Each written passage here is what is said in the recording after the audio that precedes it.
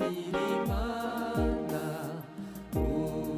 udasiba juhora uyisenga kandi uyumvire Joana naba turiga ikiraje Imana ishinga ari uko tugira ishusho yayo muri twe.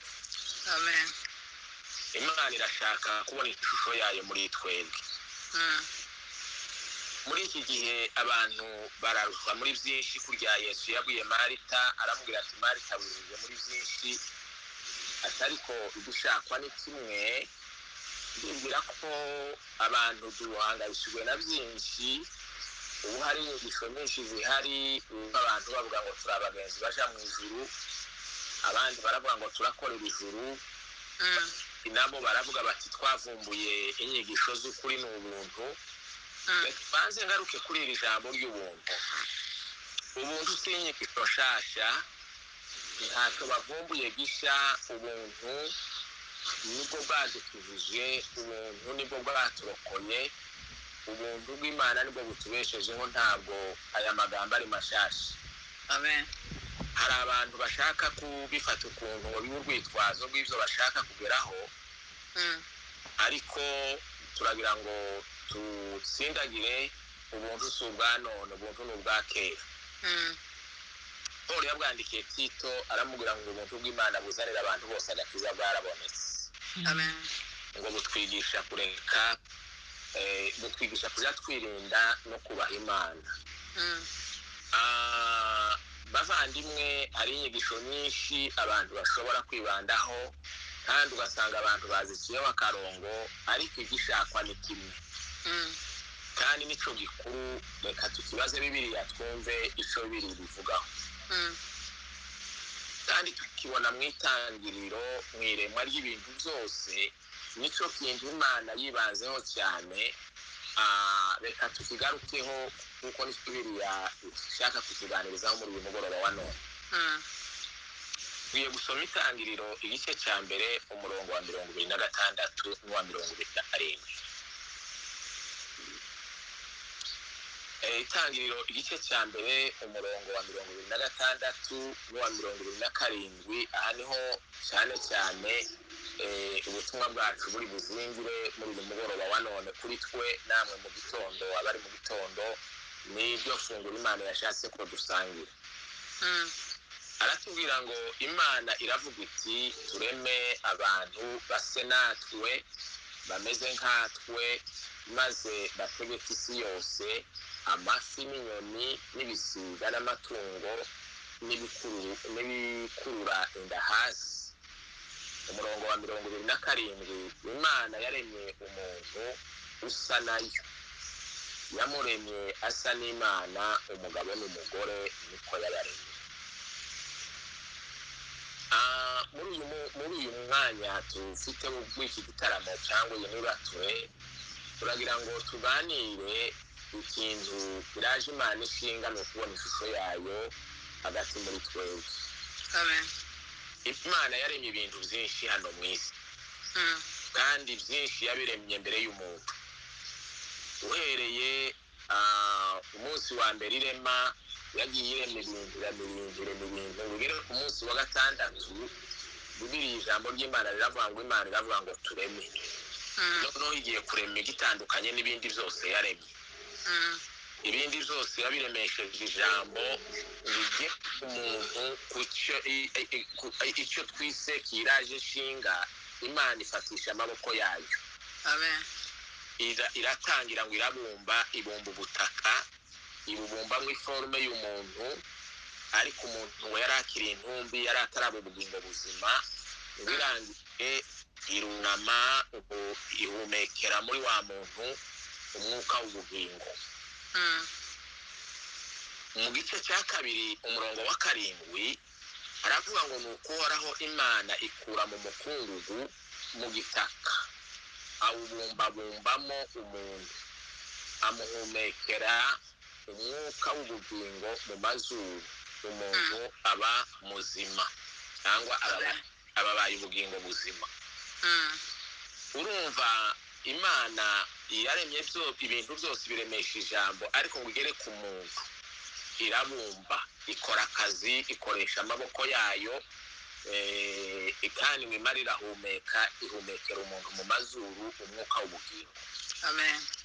Mu yandi magambo, umuntu tubona uyu muntu yaremwe muri matiyere zibiri. Ibindi biremye muri matiyere imwe, nimba ari imwe simbizi, kuko Bibiliya avuga ngo ibiboneka byaremwe mu bitaboneka, Bibiliya zose.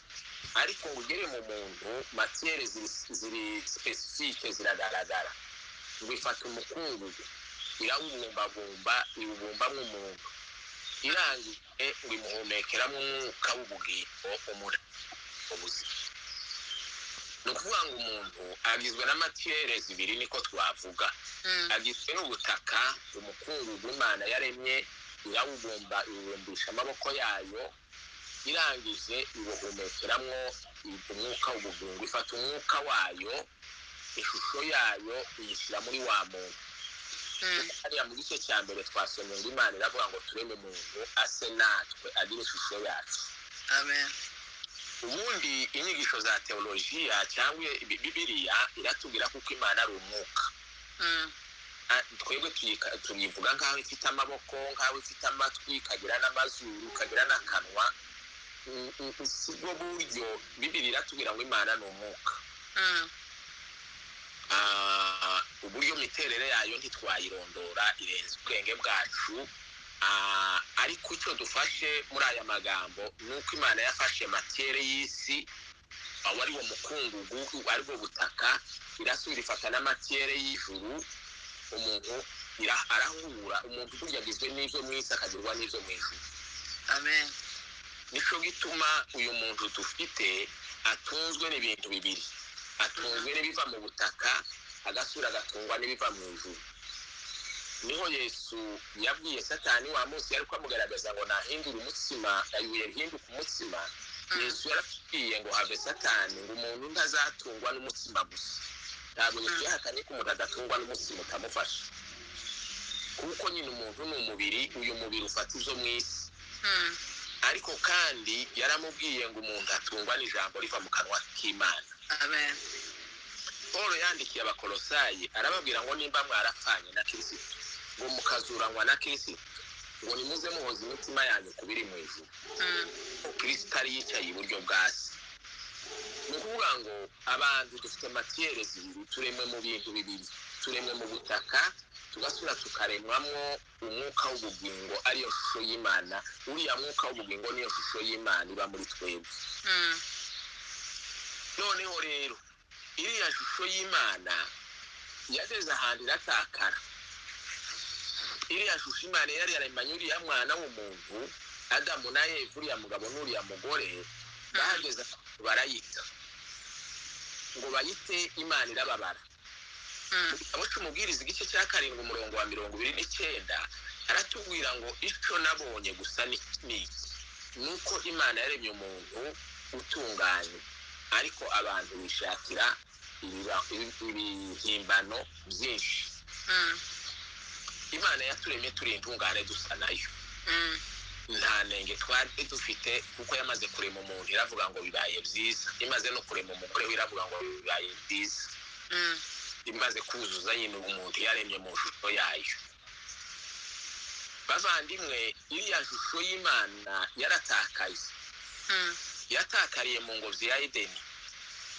Mu gice cya 3 umurongo w'8 cy'igitabo cy'Itangiriro, urumva bari abantu bari bararemwe mu shusho y'Imana, bagasa n'Imana, bagiranaga ubusabane n'Imana. Bibiliya iratubwira ngo Imana yarabagenderaga mu mafu ya Nimusi, ije gusura wa muntu usa nayo, gusura ya shusho yayo. Kuko iriya shusho yindi y'isi ifite matiyere y'isi, ntaho Bibiliya itubwira ko Imana yazaga kubisura.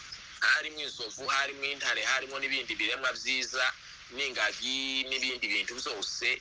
Ariko Imana ngo yazaga gusura Adamu na Eva, ngo bakaganira, bagasabana, kuko bari bafite ishusho y'Imana, bari bambaye ubwiza bw'Imana. Ya nzoka imaze kubacumuza, ijambo ry'Imana riratubwira mu gitabo cy'Itangiriro igice cya 3 umurongo w'8 aravuga ngo bumva imirindi y'Uwiteka Imana igendagenda muri ya ngobyi mu mafu ya Nimusi. Ngo wa mugabo n'umugore we bihishe hagati y'ibiti byo muri iyo ngobyi amaso y'Uwiteka Imana. Barahunga kuko ishusho y'Imana yari imaze gutakara muri bo, basigaye ari ishusho y'umubiri, iriya shusho y'umwuka, iriya shusho y'Imana muri bo imaze gutakara, ngo basanga bambaye ubusa. Bahunga Imana, bacambaye ubwiza bw'Imana, ntibazaga bahunga Imana. Imana yarabasuraga bakaganira n'Imana, bagasabana n'Imana, kandi Imana yabahozagaho amaso, yahoraga ibagenderera. Ariko uyu munsi kubera ko ishusho y'Imana yatakaye muri bo, reka tuvuge ngo ishusho y'Imana yarapfuye muri bo. Icya kindi Imana yababwiye ngo umunsi mwariye kuri iki giti no gupfa muzapfa. Abantu dukunda kubona urupfu rwa Kayini yica Abeli, tukabona urupfu rw'umubiri, ariko bariya abantu urupfu babanje gupfa ni urupfu rwo mu mwuka. Buriya bugingo Imana yari yarahumekeye muri bo bwarapfuye. Abantu barononekara, abantu batakaza ishusho y'Imana, abantu batakaza ubwiza bw'Imana, basanga bambaye ubusa. Nicyo gihe bariko biremera ibicocero. Bwa bwiza bw'Imana, ya shusho y'Imana yari yatakaye. Bibiliya iratubwira aho ngaho muri icyo gice cya 3 umurongo w'9, Uwiteka Imana ihamagara uwo mugabo iramubaza iti urihe? Urumva uno muntu yari yataye ekilibre, ntabwo yari akiri mu mwanya we, yari yatakaje ishusho y'Imana, ubwiza bw'Imana kuri we bwari bwatakaye. Tuje mu murongo w'8, bamaze kumva imirindi y'Imana barahunga. Imana irababaza ngo ese ngo mwariye kuri cya giti n'ababujije? Urumva rero uyu mwanya tugiye kongera kureba ingaruka mbi zabaye kubera gutakaza ishusho y'Imana. Iya mbere ni iyi ngiyi twabonye, abantu batangira guhunga Imana, bari inshuti z'Imana, ubucuti burapfa. Ishusho y'Imana irapfa muri bo, abantu baba bapfuye kiroho, basigara umubiri ari umubiri musa. Ahangaha mu itangiriro umuntu arayisubiza mu murongo w'9, Adamu arayisubiza ati numvise imirindi yawe muri iyi ngobyi, ntinyishwa nuko nambaye ubusa ndihisha. Umurongo w'11 ngo iramubaza iti ninde wakubwiye ko wambaye ubusa? Ubundi ibintu byose Adamu yarazi, yari yarabikomoye ku Mana, yari afite ubwenge bw'Imana. Mwibuke kuko acyambaye ishusho y'Imana n'ubwiza bw'Imana, Imana imaze kurema ngo yaramubwiye ngo ngaho nawe uzamaremye byita amazina. Amen. Ngo kandi uko Adamu yabyise niko byakomeje kwitwa. None Imana iriko iramubwira ati ubwo bwenge bundi bukubwira ko wambaye ubusa wabukuye hehe? Ninde wakubwiye ko wambaye ubusa? Imana itimubwira ngo ese wariye kuri cya giti nakubujije? Nibwo habaye gutangira kuregana. Adamu atangira kurega umugore arega inzoka, habaho nyine gutana w'imfani. Ingaruka ya kabiri tubonye hano ni mu itangiriro igice cya 6 umurongo wa 3. Noneho Adamu na Eva bamaze gutakaza iriya shusho y'Imana, n'abantu bamaze kwiyongera ku isi, aravuga ati azahora arushanya n'abantu iteka ryose kuko ari abantu b'umubiri. Ndacyaka kuri aka kantu ngo ni abantu b'umubiri.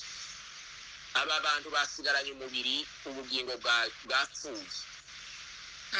Kuko hano n'Imana iri kwivuga ngo bano bantu noneho ntibakiri ubugingo, abantu basigaye ari umubiri. Ngo nuko rero iminsi yabo izaba imyaka 120. Imyaka yo kurama kwabo ibiragabanutse, Imana ibagenera imyaka 120. Iyo ni ingaruka y'abanyamubiri, kuko umwuka wari wapfuye muri bo. Abantu batakaje ishusho y'Imana yatakariye muri ya ngobyi. Umurongo wa 13 aho mu gice cya 6 haravuga ngo irano witi iherezo ry'abafite umubiri bose bije mu maso yanje, kuko isi yuzuye urugomo kubwo bwabo, dore nzabarimburana n'isi. imana yabonye abantu basigaranye umubiri umwuka warapfuye ubugingo bwarapfuye. hano iri kwirabwira Nowa ngo iherezo ry'abafite umubiri, ntabwo iri kwivuga ngo iherezo ry'abafite ubugingo, iri kwivuga ngo iherezo ry'abafite umwuka wanje. irimo iravuga ngo iherezo ry'abafite umubiri ryaje mu maso yanje, ntarageze, ngiye kurimbura abafite umubiri, abasigaranye umubiri, kuko iparti iriya muntu wa kabiri w'umwuka muri Adamu na Eva mu magambo yose tuvuga yari yapfuye. none abantu basigaye ari abanyamubiri. imana iravuze ngo ngiye kurimbura abafite umubiri. urubanza rw'abanyamubiri barabasohoye mu makuru y'igitabo cy'itangiriro igice cya 7. murasoma amakuru y'umwuzure, ntabwo turi buyajemo cyane. yewe tunazamutse twagera no mu gice cya 19 turaja kubona n'ukuntu imana yarimbuye Sodoma na Gomora, kuko abo bose bari bambaye umubiri, wari umubiri gusa niwo wari usigaye ukora. mu Bagalatiya gice cya 5 umurongo wa 19 haratubwira ngo dore imirimo ya kamere iragaragara ni iyi ngiyi. ubwo nyine imbuto bari kobera imirimo yabo n'iriya ya kamere dusoma mu Bagalatiya, kuko ni abanyamubiri, noneho bikururira urubanza rw'Imana. ariko amakuru meza dufite muri uyu mugoroba wa none, imana ntiyarekeye aho ngaho. Bwana sifiwe sana. Amen. dufite kandi indi paje tugiye gufungura itubwira ukuntu nanone imana itemeye ko ishusho yayitakara mu muntu. Bibiri iratubwira mu gitabo cy'Abagalatiya igice cya 4 umurongo w'19 haravuga ngo bana banje bato, abo nongera kuramuka kugezaho Kristo azaremerwa muri mwe. iyi nkuru nziza ndagira ngo tuyiceho akarongo. twari twavuze mbere kuko abantu batakaje ishusho y'Imana, kamere y'Imana iratakara, ubugingo bw'ubumana buratakara muri twebwe, burapfa. imana isigara ireba umuntu ikabona ni umunyamubiri gusa. umunyamubiri nibyo arimo akora, imana ikavuga ngo umwuka wanje azageza ryari guhangana no kurushanwa n'umwana w'umuntu. uriya munyamubiri azageza ryari guhangana. ariko ubutumwa bwiza buratubwiye hano mu Bagalatiya, ijambo ry'Imana riratubwira, imana ivugira muri Pawulo iravuga ngo bana banje bato, abo nongera kuramukwa. ndashaka ko Kristo yongera kuramukwa muri mwebwe, ndashaka ko Kristo yongera kuremerwa muri mwe. Kristo niwe waje kugarura ishusho y'Imana muri twebwe, kandi yakoze birashoboka. nicyo gituma tumuramya, nicyo gituma atubera byose, nuko Kristo yaje kutubera umuhuza w'abantu n'Imana twari twaratandukanye nayo. y'Imana twari twaratakaje, waje gusubira kwibonera muri Kristo. Pawulo aravuga ngo bana banje bato, abo nongera kuramukwa kugeza aho Kristo azaremerwa muri mwe. umugambi w'Imana kuri twebwe uyu munsi nuko Kristo, nuko Imana yongera kuremerwa muri twebwe, nuko Imana yongera ishusho y'Imana yongera kugaragara muri twe. kandi birashoboka. tugiye kwifashisha igitabo cya Petero, urwandiko rwa Petero wa mbere igice cya mbere umurongo wa 4. reka turebe ano magambo ahavuga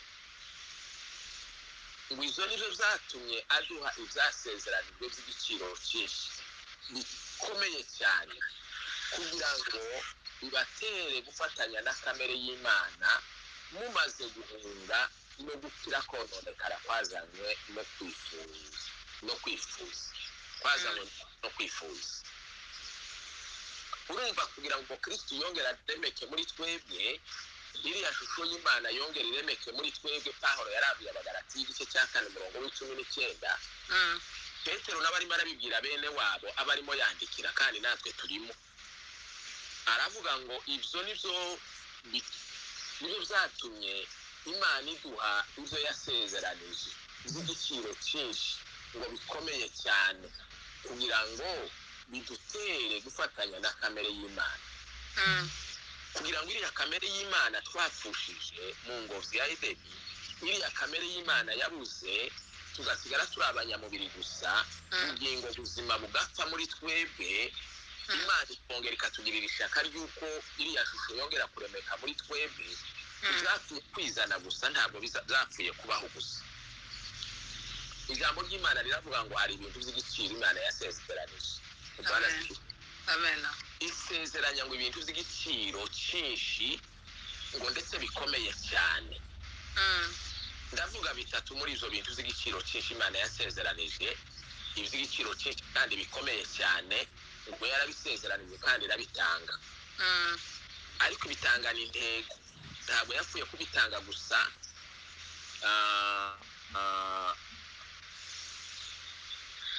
yabitangana intego, umugambi ni kugira ngo kamere y'Imana yongere iboneke muri twe. Amen. Iriya kamere, iriya shusho y'Imana yatakaye muri twebwe igapfa tukayipfusha. Imana kugira ngo yongere yigarure, ngo hari ibintu by'igiciro yasezera, igiciro cyinshi ngo kandi bikomeye cyane. Izi qualification ndazikunda iyo soma kino cyanditswe, biza bivuga ngo ivyo ngivyo ngo n'ivyo Imana yasezeranije. Kandi twese hano ndibwira ko iyo duhawe amasezerano turayakunda kandi tugategereza ko azasohora. Aya masezerano akomeye Imana yasezeranije, igasezeranyamo ibintu by'igiciro cyinshi, Petero yanditse ngo bitari ifeza n'izahabu, ndetse aravuga ngo ibyo bintu birakomeye cyane. Icyatumye Imana ibisezeranya kandi ikongera ikabitanga, ngo ni ukugira ngo ibyo bintu bidufashe gufatanya na kamere y'Imana. Ya shusho y'Imana yongera igaruke muri twe. Bavandimwe, nubwo tuvuga amagambo menshi cyangwa makeya, mufata aya magambo kuko umugambi w'Imana kuri twebwe nuko kamere yayo yongera kuremeka muri twe. Amen. Iriya shusho buriya bwiza bwayo twatakaje, Imana ntiyabiretse ngo bihekeraho. Imana yabisezeranije. Dore ibyo bintu ni ibingibi yasezeranije by'igiciro cyinshi kandi bikomeye. Icya mbere, Imana yasezeranije gutanga umwana wayo Yesu. Amen. Yesu ntabwo yapfuye kuvuka kubw'impanuka. Yesu yaje ari isezerano ry'Imana. Imana yamusezeranije wa munsi baga intama ikambika Adamu uruhu, ikamena amaraso, ikamwambika uruhu, amaraso akameneka, Adamu na Eva bakongera kwambara bakava muri bya bicocero bari biyambitse. Buriya bwari ubuhanuzi kuko Yesu Kristo azaza akameneka amaraso kugira ngo aducungure. Ariya mu ngo by'Imana ica urubanza yabwiye ya nzoka, irayibwira ngo urubyaro rw'uyu mugore ngo uzarukandagira agatsinsino, ngo ariko narwo ruzakumena umutwe. Uwo wari gusezeranwa aho ngaho ni Yesu. Yongeye kuza mu bahanuzi bose, abahanuzi bose bagiye bavuga Yesu. Ndababwira ninde mu bahanuzi utarakoze kuri Yesu. Yesu yavuzwe n'abahanuzi bose uko bamuvuze Yesu. Bibiliya yose buriya mubona mwitangiriro ukagera mu byahishuwe, elema nkuru ivugwamo ni Yesu. Inyigisho za Bibiliya ziratubwira ngo Yesu niwe mutima wa Bibiliya. Amen. Kura Yesu muri Bibiliya yasigara nta gaciro ifite. Yesu ni uw'agaciro kenshi kandi Imana yaramusezeranije ngo Imana iramutanga. Imana yacu ihabwa icubahiro. Amen. Icya kabiri cy'agaciro kandi gikomeye cyane Imana yasezeranije kandi irongera iragitanga ni umwuka wera. Umwuka wera Imana yaramusezeranije nanone. Mu bahanuzi bose bahanuye, abenshi bakoze ku mwuka wera. Bavuze ko umwuka wera azaza. No mu butumwa bwiza Yesu aje kugenda yaravuze ngo birakwiriye ko ngenda asubire kwa Data, ngo kugira ngo ningerayo ngo nzosaba Data aboherereza undi mufasha, ariyo mwuka azabana namwe, avuga imirimo yo bakora. N'uyu munsi umwuka w'Imana ari muri twebwe kandi arimo arakora. Amen. Iryo ni isezerano twararihawe kandi byarasohoye. Ikindi cy'agaciro kenshi Imana yasezeranije kandi ndagitanga ni ijambo ryayo. Ijambo ry'Imana ni iry'agaciro kuri twebwe. Pawulo yandikiye Timoteyo wa kabiri mu rwandiko rwe rwa kabiri, igice cya 3 umurongo w'16 kugera ku 17, yaravuze ngo ibyanditswe byera byose, haleluya, Amen. byose ngo zahumetswe n'Imana, zavuzwe n'Imana, ngo bigira umumaro wo kwigisha umwana w'umuntu, kumuhanira gukiranuka no kumutunganya, kugira ngo umuntu w'Imana bakwiriye afite ibikwiriye byose. Amen. Iryo ni isezerano, ni ijambo ry'Imana twararihawe, ni iry'agaciro kenshi. Yeremiya we yaravuze ngo rimaze kuboneka ndarijya ngo ringeze mu nda rihindukira ibyishimo n'umunezero, kuko nitiriwe izina ryawe Uwiteka Mana nyir'ingabo. Amen. Muri Zaburi y'119 ndibwira ko ari umurongo w'105 haravuga ngo ijambo ryawe Mana nitabaza rimurikira ibirenge byanjye. Ijambo ry'Imana tutarifite tworindagira, ijambo ry'Imana tutarifite turi impumyi. Ijambo ry'Imana Bibiliya iravuga ngo niryo rizazijura umuswa rikamuha ubwenge. ubutunzi bunini bene data w'Imana yaraduhaye ijambo ryayo yatubikije mu ijambo ry'umwuzuro niko Paul yanditse mu rwandiko yandikiye Korinto ba kabiri igice cya 5 n'umurongo wa ndabwira ko ari wa 2021 ngo tumaze kuba mu cyimbo cya Kristo Imana ngitubitse ubutumwa yaduhaye ijambo ryayo ijambo ry'umwuzuro ijambo ryo guhuba mwene data yadaya bivuzeho yaravuze ngo niba hari ubuhanuzi butandukanye imiryango butandukanye abavandimwe n'abandi ngo ntibuva ku Mana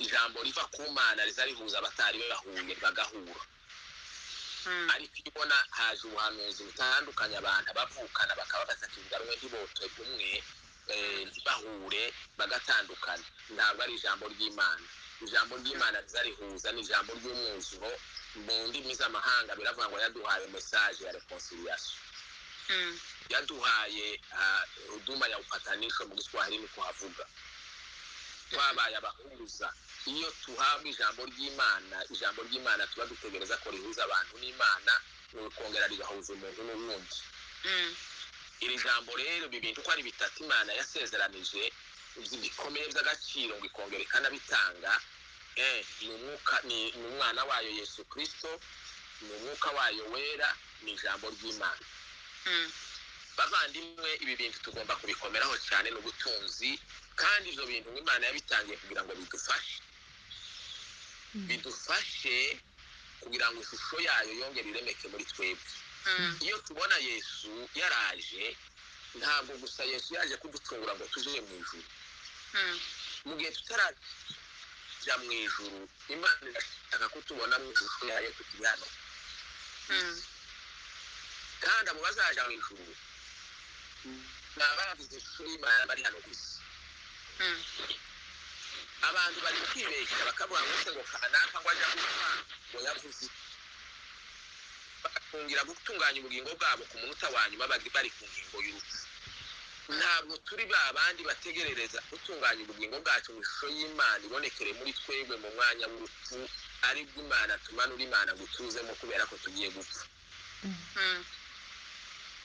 ishusho y'Imana igomba kutwamo tukiri bazima hano ku isi tutarapfa tugifite imyaka yacu yo kubaho Imana irashaka kutubona mu ishusho yayo kandi kugira ngo iyo shusho tuyigereho ngo yaduhaye ibintu by'igiciro cyinshi kandi ngo bikomeye cyane icya mbere duha umwana wayo icya kabiri duhereza umwuka wayo icya gatatu duha ijambo ryayo ibi bintu uko ari bitatu intego yabyo ni ukugira ngo bireme ishusho y'Imana muri twe amen nongeye kuvuga mu magambo menshi turi buvuge cyangwa makeya ikigenderewe kuvugwa muri iri joro rya none cyangwa muri iki gitondo cya none ni ishusho y'Imana ko yongera kuremeka muri twe amen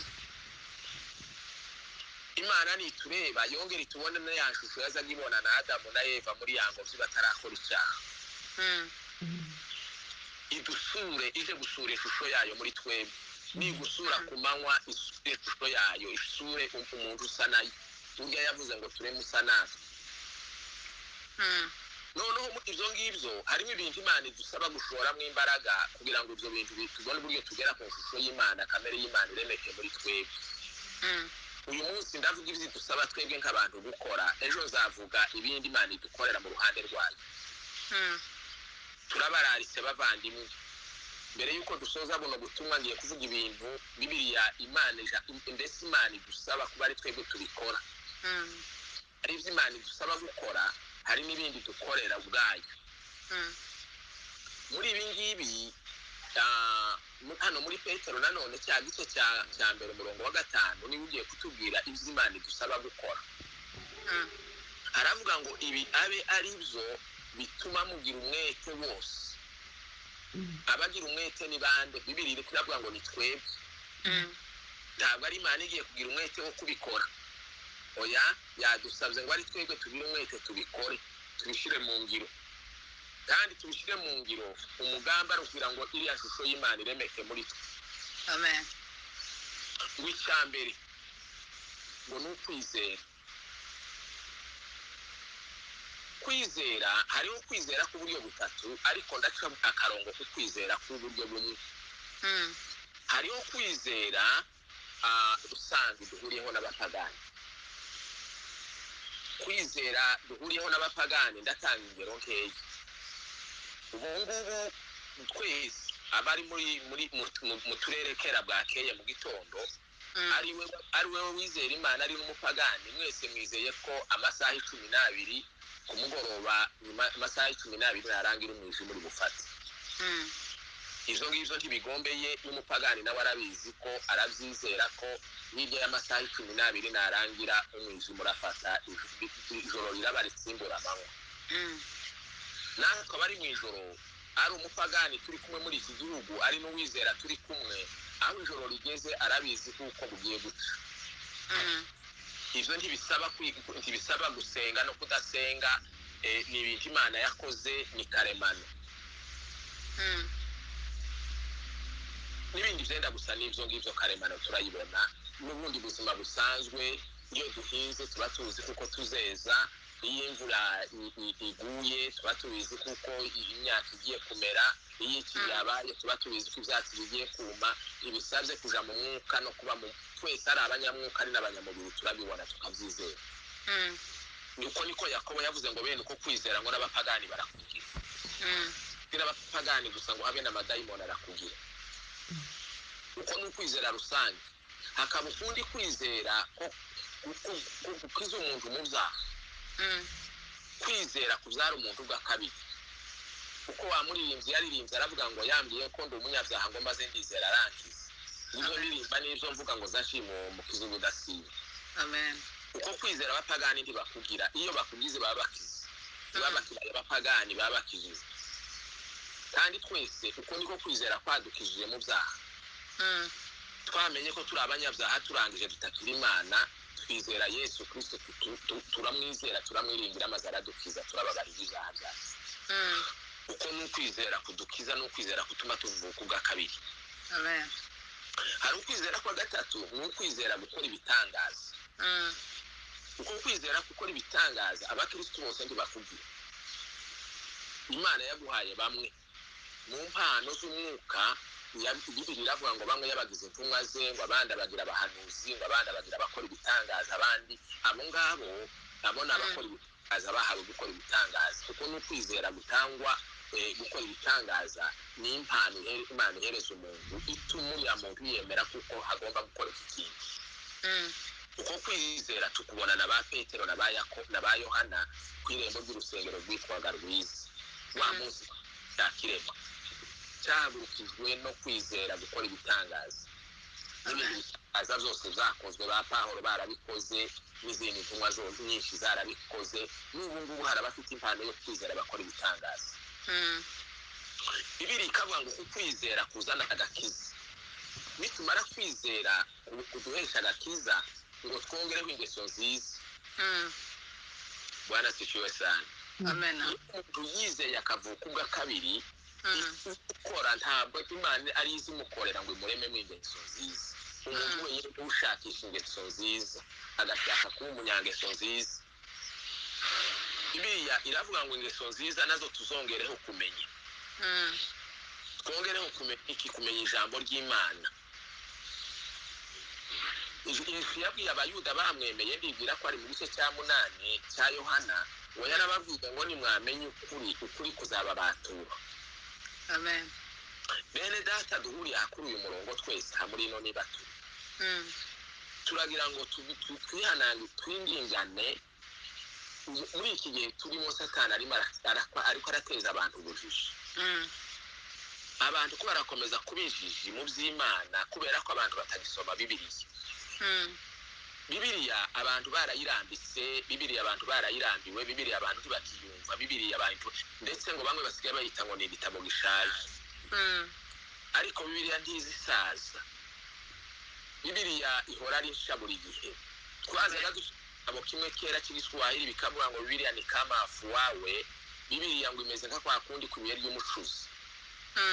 Ibuye ry'umucuzi azacurisha inyundo akazihonda kuzacura inyundo ikazi gashira kaguri yindi cyangwa agacura indi inyundo ikazi gashira iyindi gashira ryabuye rigakomeza. Bibiliya abantu benshi bashatse kuyirwanya barashize, ariko Bibiliya yarasigaye. Amen. Bibiliya izahoraho. Ngo ijambo rimwe ryavuye nyuguti imwe y'ijambo ry'Imana kugira ngo ibure ngo ahubwo isi n'ijuru zavaho kuko iriyo jambo ry'Imana niyo ryaremye ijuru n'isi ikindi kigeretseho icyo twari dushatse gucaho akarongo tugomba guca akarongo ku kumenya ijambo ry'Imana bene data twongere tugarure ibihe by'ijambo ry'Imana mu materaniro yacu. Amen. Iyi niba ture yanyu ndayikunda kuko igira amagambo y'Imana mazima ariko kandi ibyo twumvira ahangaha ntibigatsimbure mu kwisomera Bibiliya no kwiga Bibiliya mu mwanya wawe prive. Iyo usoma Bibiliya uri muganira n'Imana. Amen. Uzi usoma Bibiliya uteze amatwi ngo wumve icyo Imana ikubwira.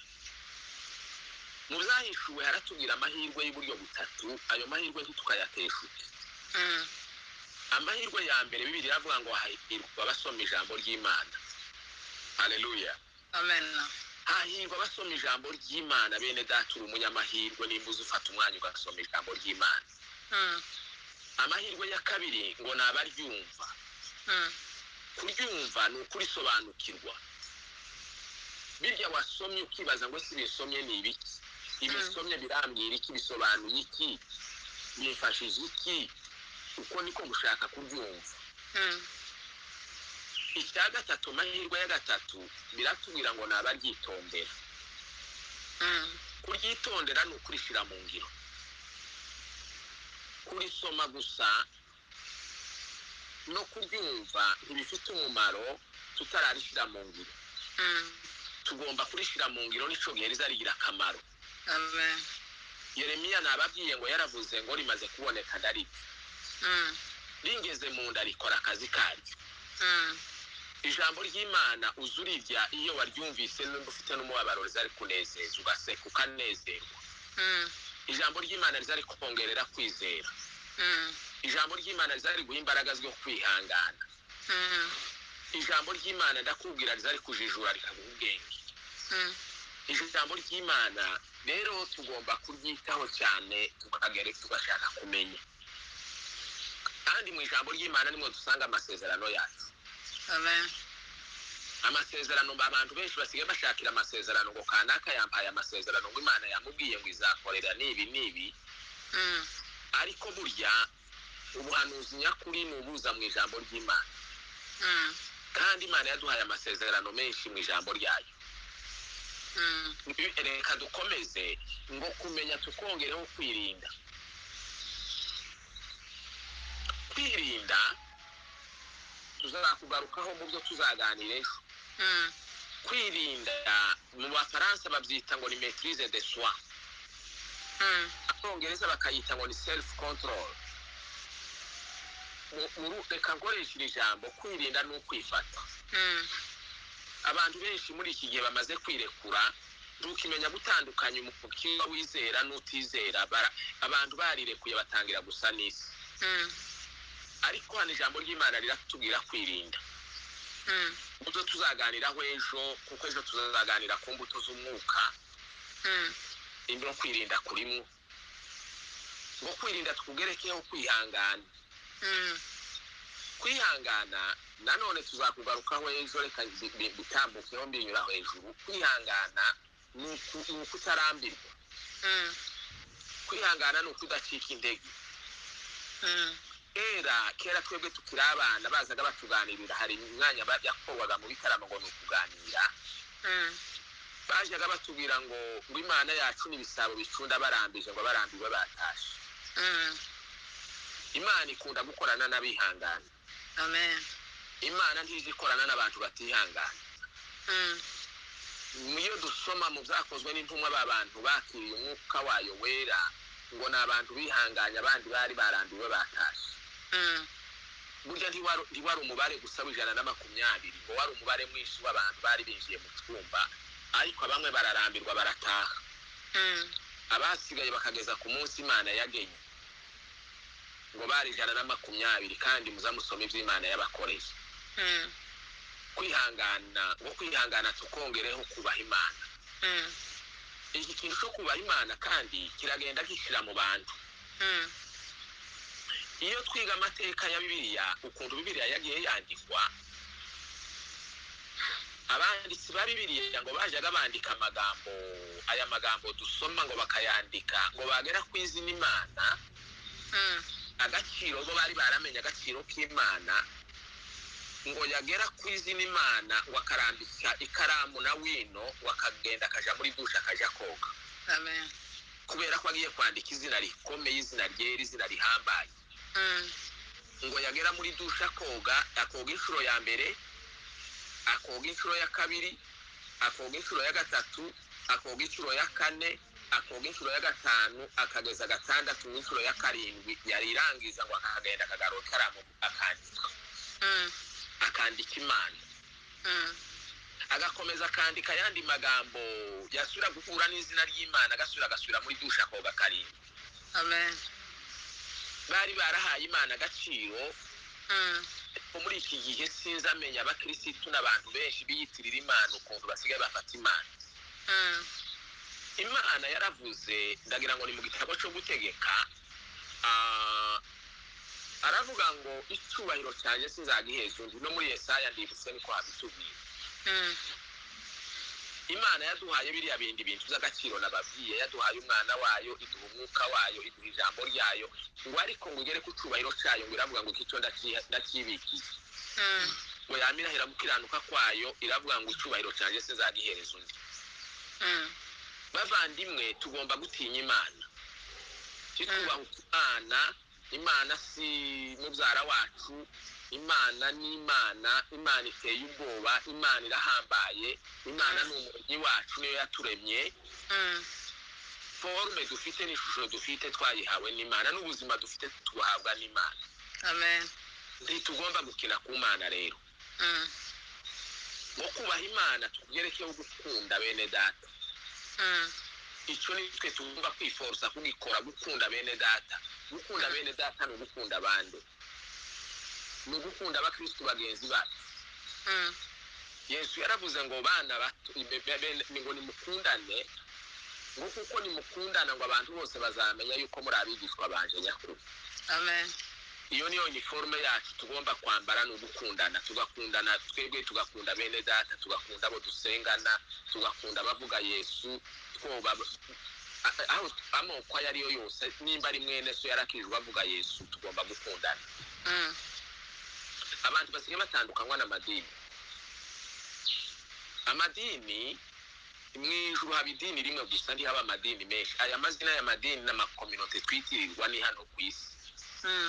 N'ibyapa leta imenye bariya basengeye hariya ko ari bakanaka na bariya basengeye hariya, nimba ari na kugira ngo tubone ibipapuro n'uburenganzira bwo gukora.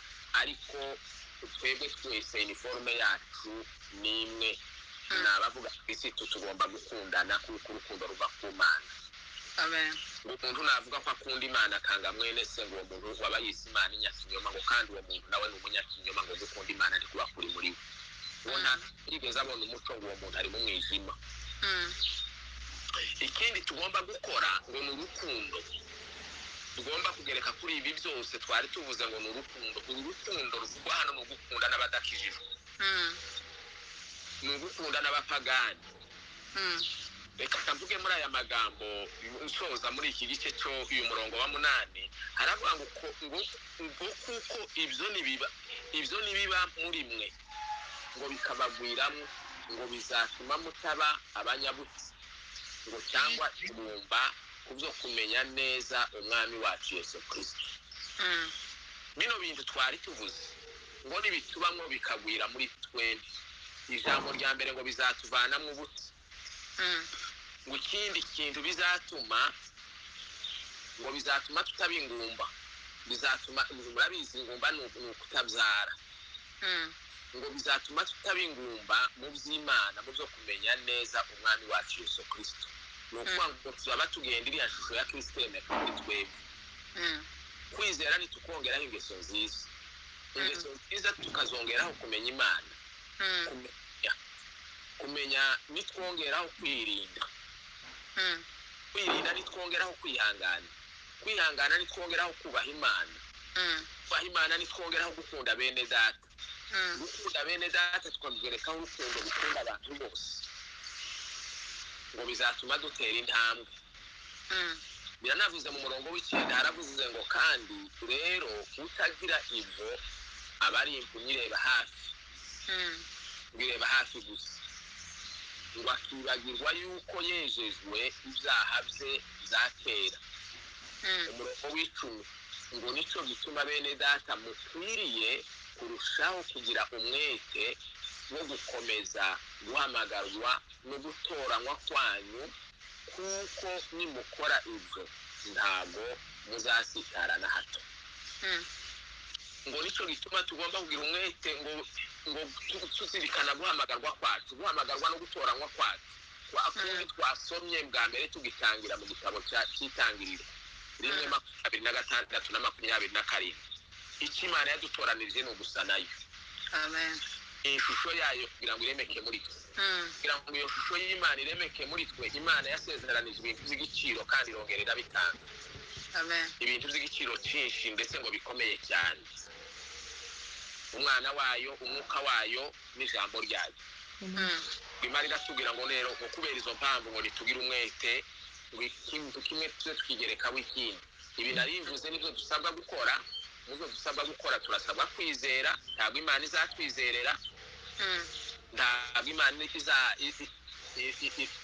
ari izazana ingeso nziza ngo zitere muri twe ni twebwe tugomba kubishaka tukabikora kumenya ni twebwe tugomba kwiyinisha tukamenya ukuri kwirinda ni twebwe tugomba kwirinda twamara kwirinda igikurikiraho tugafata umwanya wo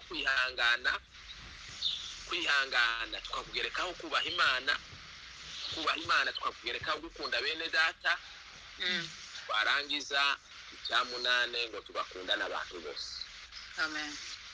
ngiye gusoza mvugira ijambo ejo tuzareba kuzo umwuka wera azadukorera ariko ibi ngibi byo nitwe tugomba kubikora kandi ngo tukabikorana umwete kandi intego turimo tugenderera muri iki cyigisho twatangiye uyu munsi Imana irashaka kubona ishusho yayo muri twebwe kandi ishusho y'Imana niza muri twebwe ikaremeka muri twe kuja mu ijuru bizatworohera Amen. ngiye gusoza n'umugabo witwaga Mushokoza numva amakuru yiwe namubonye bukeyi bagira mu busaza bwe Mushoko ngo baramubwiye yarageze ku ngingo ngo baramubwira n'umugabo w'umubembe bamwe be babaye hariya hakurya muramuzi cyangwa mwaramwumvise ariko ku bantu babayeho mbere nyine kubakura mbere ngo baramubwiye batese Mushoko hari ijambo uvuga ngo yarageze ku ngingo agiye gupfa ngo baramubaza batese hari ijambo wavuga ngo Mushoko barababwira ngo nta kindi navuga ngo mbingu ni iki yangu Amen.